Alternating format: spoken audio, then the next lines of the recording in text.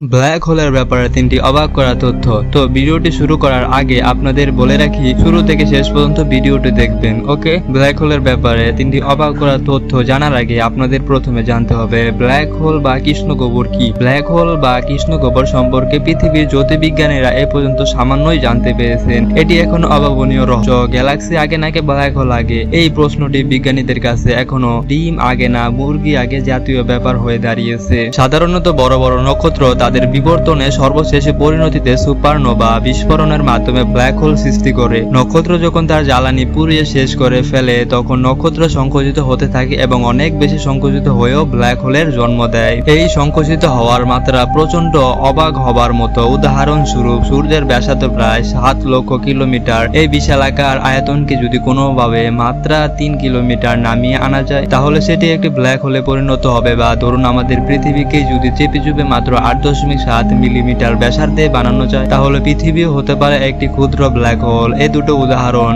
শুধুই ভরের তুলনায় সংকোচনের পরিমাণ বোঝানোর জন্য।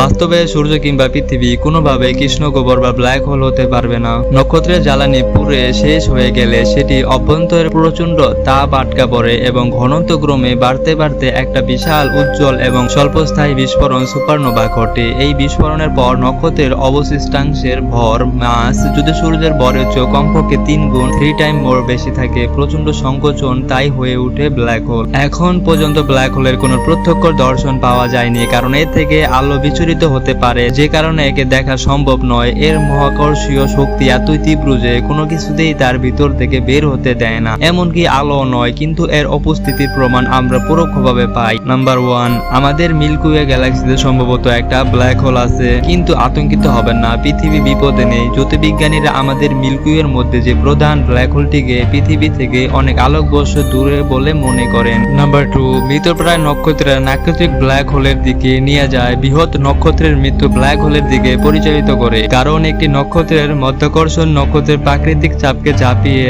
যা একটি তার আকৃতিক বজায় রাখার জন্য বজায় রাখে। যখন পারমাণবিক বিক্রিয়া থেকে চাপ পড়ে তখন মধ্যাকর্ষণ নক্ষত্রের কেন্দ্রকে আচ্ছন্ন করে এবং ভেঙে পড়ে এবং তারার অন্যান্য স্তরগুলি মহাশূন্যতে নিক্ষিপ্ত হয় এবং এই প্রক্রিয়াটিকে সুপারনোভা নামেও পরিচিত বলে আখ্যাত করা হয়। মূল অংশের অবশিষ্টাংশ ধসে পড়ে, ঘনত্ব এবং আয়তন ছাড়াও একটি দাগ অতিক্রম করে। এটি হলো একটি ব্ল্যাক হোল। নাম্বার 3, ব্ল্যাক হোলের 3টি বিভাগ রয়েছে। প্রথমত আদিম ব্ল্যাক হোল। এগুলো ব্ল্যাক হোল গুলির মধ্যে সবচেয়ে ছোট এবং একটি পরমাণু আকার থেকে প্রবর্তনের ভর পর্যন্ত বিস্তৃত। দ্বিতীয়ত স্টেলার ব্ল্যাক হোল। এগুলো ব্ল্যাক হোল গুলির মধ্যে সবচেয়ে সাধারণ এবং এগুলি সূর্যের চেয়েও 20 গুণ বেশি বৃহদায়ন হতে পারে। এছাড়াও মিল্কি ওয়ে গ্যালাক্সিতে জুড়ে এর বিভিন্ন প্রকার রয়েছে। তৃতীয়ত সুপারম্যাসিভ ব্ল্যাক হোল। এগুলো ব্ল্যাক হোল গুলির মধ্যে সবচেয়ে বড় এবং সূর্যের চেয়েও মিলিয়ন গুণ বেশি বিশাল। তো গাইস, এই ছিল আজকের ভিডিওটি। আশা করি আপনাদের ভালো লেগেছে। ভালো লাগলে অবশ্যই লাইক দিবেন এবং চ্যানেলে নতুন হয়ে থাকলে অবশ্যই সাবস্ক্রাইব করে পাশে থাকবেন এরকম ইন্টারেস্টিং ভিডিও পেতে। তো দেখা হচ্ছে অন্য কোনো এক ইন্টারেস্টিং ভিডিওতে। ততক্ষণের জন্য আল্লাহ হাফেজ। Love you all.